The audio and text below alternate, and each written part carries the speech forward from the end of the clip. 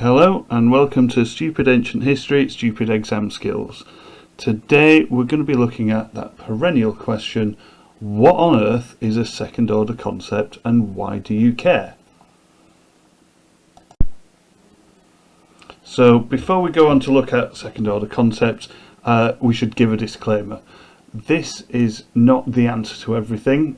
What's going to be on this video, the techniques I'm going to talk about and the ideas I'm going to talk about are not the only way to address this issue. These are simply little tips and tricks and hints as to how we teach it. If your teacher says do it a different way, do it a different way. Don't argue with them over some random nutter on the internet, but hopefully these will give you some idea of what to prepare yourself for in the actual exam. So the first and most burning question then ultimately is, what on earth are second order concepts? Well, second order concepts is really just a fancy way of saying doing the history bit, doing the smart historical analysis bit. There are 5 second order concepts really that we need to look at that you'll be tested on. These are continuity and change, similarity and difference, cause, consequence, and significance. So really, second order concepts, all they are effectively historical ways of evaluating the material that you've been studying and the kind of key trigger words that are going to appear in some way, shape or form when you do the joyous exam. Talking of joyous exams, we should flag up where and when you're going to get asked about these second order concepts or being asked to use them. So if you look on the screen, here they are. Second order concepts appear in the period studies, that's Persians and Foundations of Rome, as a 15-mark question which will ask you to use the source, your own knowledge, and to apply your second order concept. They also appear on the depth study parts of the paper towards the end. There they are, nice 10-mark question again, asking you to use these second order concepts. So this is why it's worth spending a bit of time working out what on earth they are and getting your head around them, because effectively they're going to be worth 1/4 of the marks on any exam you sit. So let's start sensibly with what is probably one of the easiest second order concepts to get your head around, and that is similarity and difference. Very typically on the exam paper, they will only give you one of these to look at. So they'll ask about a similarity between one thing and another, or a difference between one thing and another. Realistically though, when you look at these two second order concepts together, on the exam paper they're asking you to do both, but subtly. So whether they're asking you about similarity or difference, what they will ask is what was the main differences or main similarities between one thing or another. On the period study papers, this is pretty easy. This is ultimately going to be, what are the similarities in treatment of those conquered by one Persian king to another Persian king, or how similar were religious views of one Roman king to another king. So in both cases, the main thrust of this is to look at the similarities, and you'll need to lay out what is similar about the two rules. So these are broad thematic questions. That's the main focus. So 2/3 to 3/4 of your answer should really be focusing on the given issue, similarity or difference. What you should also do ideally, just to show that you are aware of nothing straightforward and you're doing that kind of more in-depth analysis, is once you've done the similarities, if that's what they're asking, then also point out the differences. Now this is really obvious in some of the kind of previous questions that have come up on sample papers and so on, particularly if you look at on the Alexander the Great paper. It asks you what are the similarities in Alexander's relationships between X and Y, or what are the differences between Alexander's relationship with Parmenio and Hephaestion. So obviously they're going to look for the focus, which is the differences, but then really should pick out some of the similarities as well, such as the fact that they are both companions, they're both Macedonian aristocrats, so on. The key difference though being the level of the relationship between Alexander and Hephaestion. In a similar example, if they were to ask you what are the main similarities between the rules of Romulus and Numa.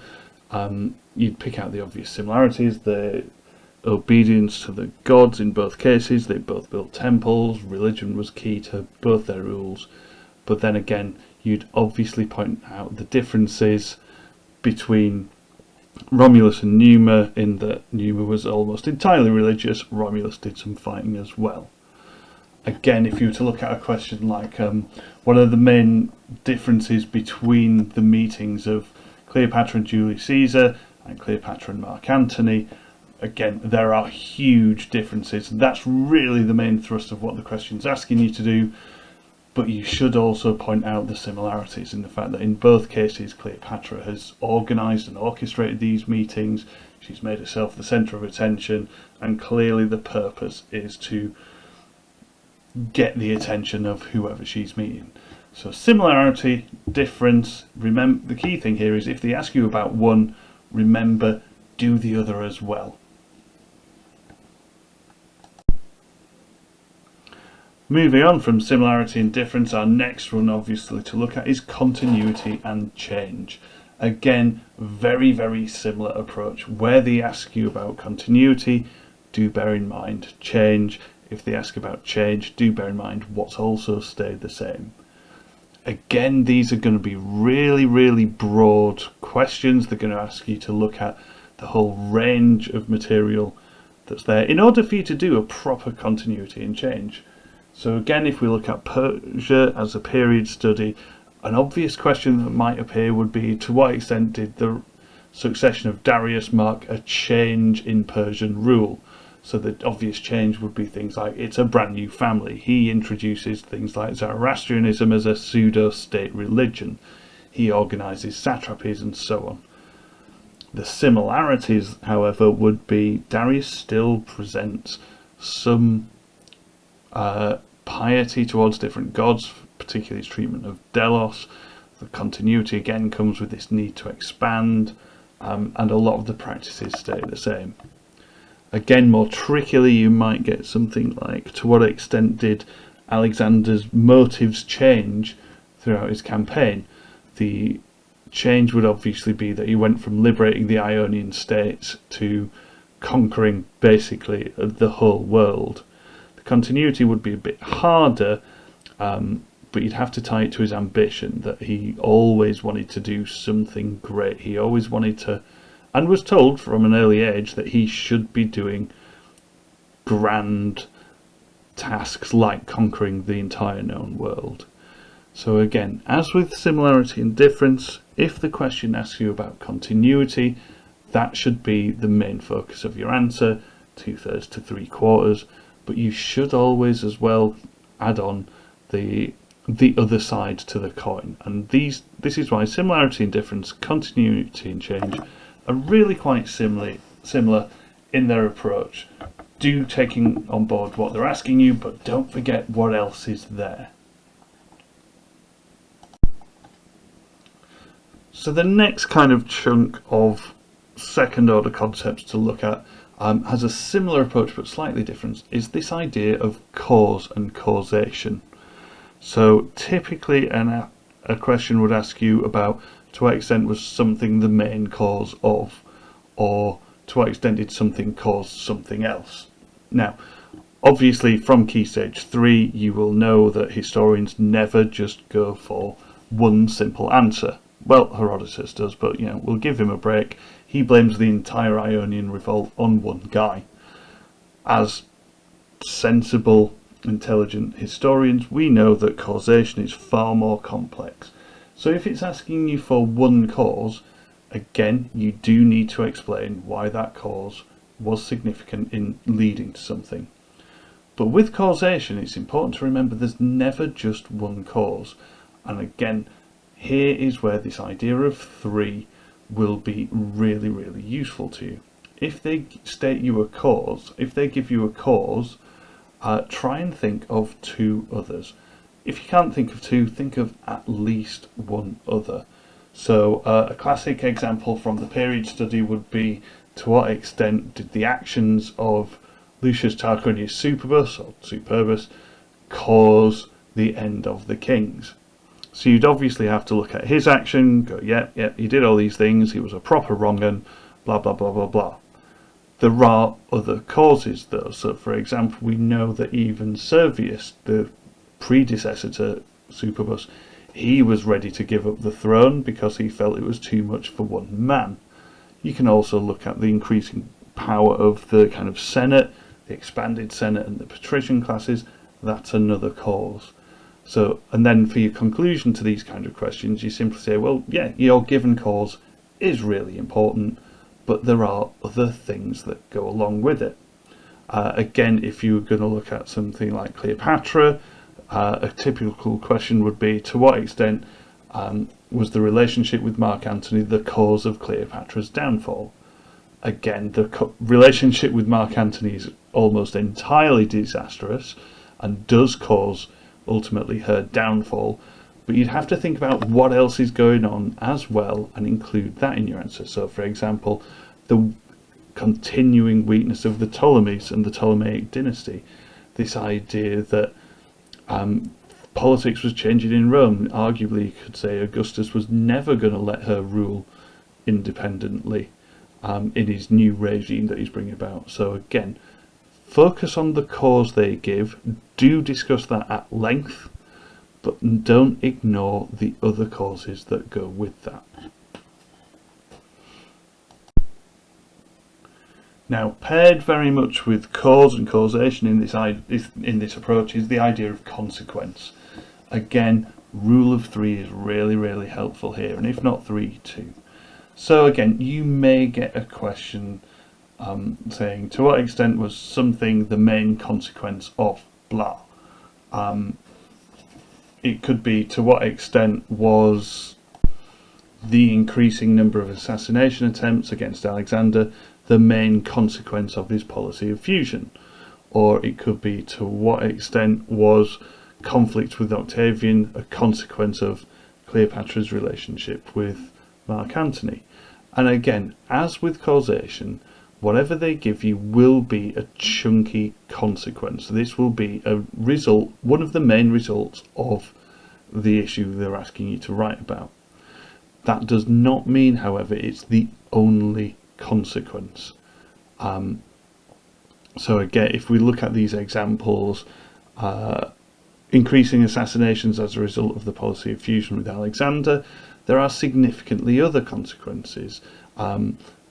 Increasing disinterest with Alexander and Greece leads to chaos in Greece. The positive consequence of the kind of attempt to unify his new empire, that is a consequence. It's not the one the writers necessarily talk about because it's not as exciting, but consequences nonetheless. So when they give you a consequence, think about what they've asked you, but then think about what else was a consequence and include that as a third, if not a quarter, of your answer.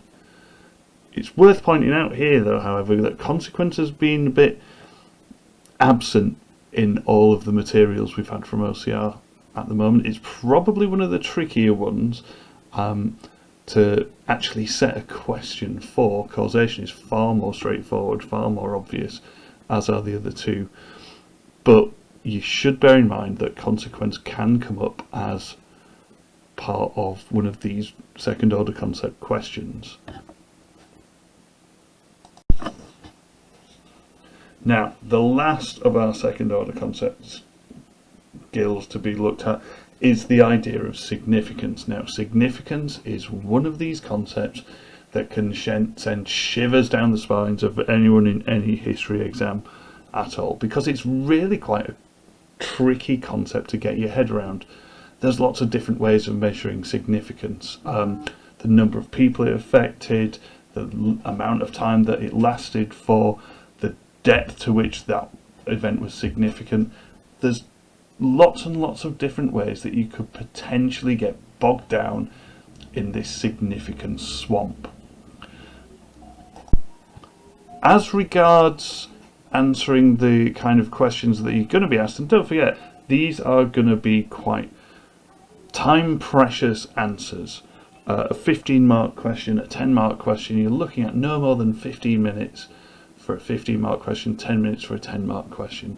So the key thing with significance is do not get swamped or bogged down in different measures of significance. It might be useful to some extent in your own head to swap the word significance for important. So if we look at something like how significant was Cyrus's treatment of his people in maintaining his empire, change it for important. How significant was Alexander's ambition in determining what happened when he conquered everywhere, change it for importance. Don't worry too much about this word significance. It can be a minefield. Now, once you've sorted that out, and by all means you can look at different measures of significance in your answer, but I would argue for the amount of time you've got, there's more weight to just regard it as important. So if once you've done that and you've got your idea of why was this important, as you would do with cause, the flip side of the argument isn't necessarily that, well, no, it wasn't significant. What are you talking about, examiner? Don't be daft. Don't think about it was insignificant. Once you've discussed why the particular thing was significant, look at what else was also significant or what else was also important in determining a particular outcome.